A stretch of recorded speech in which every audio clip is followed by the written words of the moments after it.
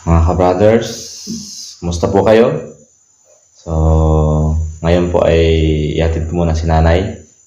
Kasi si nanay po ay babakasyon muna sa kila ka Sister Mary at sa Fishing Brothers, mga ka-brothers. Yan si nanay. So, ngayon po ay madaling araw. Madaling araw po ngayon. Alas 4 ng... Yan, mga ka-brothers. Alas 4 ng... Alas 4:30 na ng madaling araw. So, si nanay po ay nakabihis na. Ready to go na. Handa na puntang Bulalakaw. Day off ngayon ni Mother eh. Bakasyon muna ng mga 2 days lang. Yun, Balik na naman. dahil may holiday tayo. Tingnan mo, blooming na blooming. Kintab na kintab ah. Ano yung mga dala-dala mo na eh? Ito ang mga dala ko. May dala akong baon. Kasi malayo ang kwan eh. Binigyan ako ni ka-brothers ng tasty bread. May makain-kain ka. Tapos Makain-kain. may mga pasalubong. May pasalubong pa ako sa aking mga apo. Ito, mga Yun. kiyat-kiyat. Prutas. Yan. At saka sa ilalim yan ay chocolate. May chocolate kang binili? Chocolate akong binili na biscuit and chocolate. Yun, mga ka-brothers, dahil si nanay ay si nanay po ay tuloy-tuloy ang duty nakaraan kasi kami ni Mrs. ay laging may travel po. Kaya ngayon, may break time si nanay. Day off, tapos bakasyon para buhay bukid, mga ka-brothers, at saka lagat.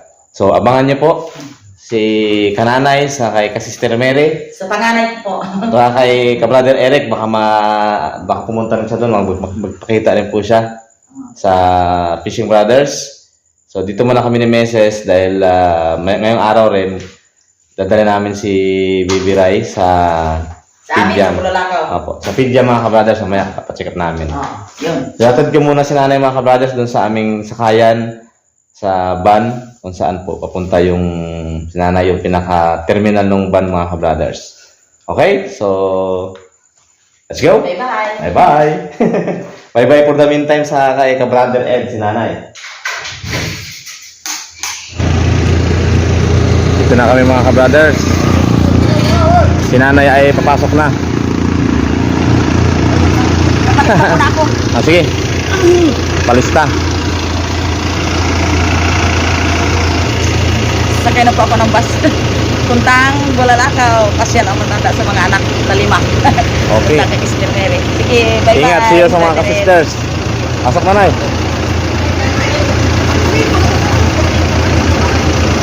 Ay, muntik na maiwan. Ito yung sinasakyan ng mga ka-brothers dati. Dito sa city, sa Calapan. Punta sa amin. 5 to 6 hours ang biyahe. Minibus. Sasakyan ng ka-brother. Naiwan yung aking salubong sa mga apo. Okay. Tulak mo na eh. Yan. Kaya yan. Kaya yan. May ano siguro. Yun o. Okay. Ingat. Okay. Bye-bye. Bye-bye. See you sa Sister Mary.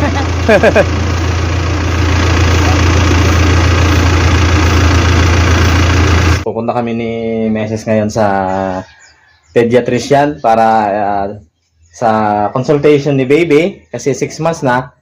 Kung anong gagawin namin dun sa kanyang kasi 6 months.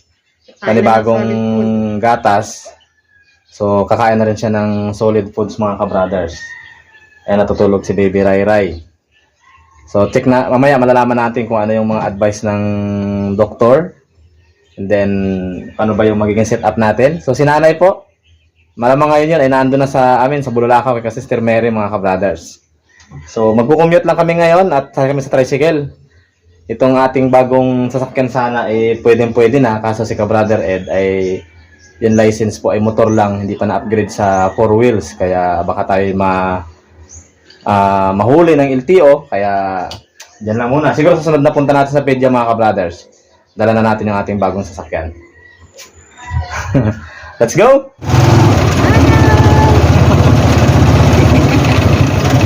Tricycle muna tayo.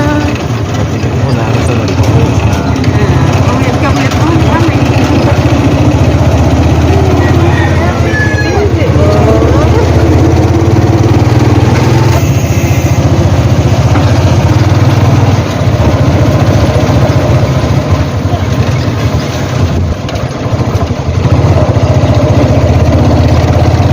Titimbangin na si Bebe. Apaw po. Ano pang ipapacheck niya? Wala. Ilang kilo na? Kasi siya. Regular check up. 6.36 kilos. Takang-taka siya eh, oh. Sama mo yung paa mo. Kasama rin yan sa timbang. Sayang yan. Oo. Pil na pil niya eh, oh.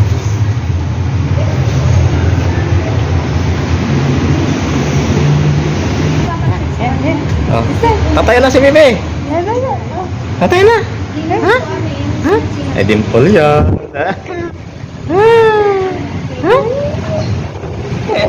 Nakakapasyal, kalabas ng bahay. Pogi. Pogi na maganda. Mukhang boy. Mukhang boy, pero girl yan. Tinanggal na ako ikaw. Tinanggal lang ikaw mga kabrothers kasi nasabit sa damit. Pipila lang kami mga pang number 8. Number 8 tayo, no? Pang number 8 kayo mga kabrothers.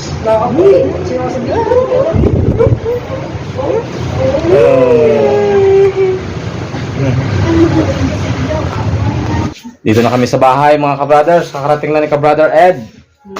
Si Meses at si Kabebe. Ayan. Okay naman yung kanyang height. Ang kanyang timbang ay 6.52. Okay, Bebe? Magpapalit na tayo ng gatas. Yan, mayroong booklet si Baby. Yan, mga may baby book si Bebe. Tapos babalik kami doon sa May 6. Tapos may turok si Bebe sa center sa April 6. Magpapalit na rin tayo ng gatas. Yan. Kasi si Bebe ay aming ipapa-laboratory ulit para sa G6PD confirmatory test. Kung may G6PD kasi magsa-solid food na si Bebe para di siya makakain ng mga bawal. Kakain na. Naglalaway na ito dati mga kabrothers. Ngayon, matitikman niya na yung kanyang makakatikim na ng solid food si Baby Rai Rai.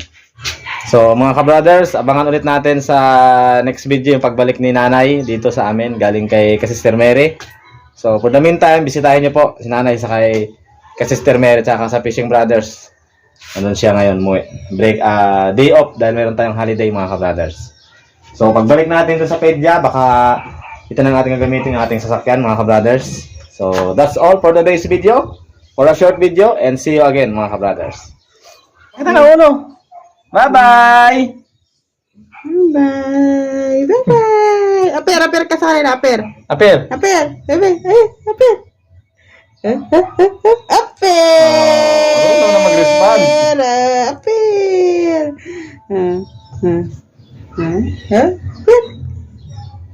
Aper!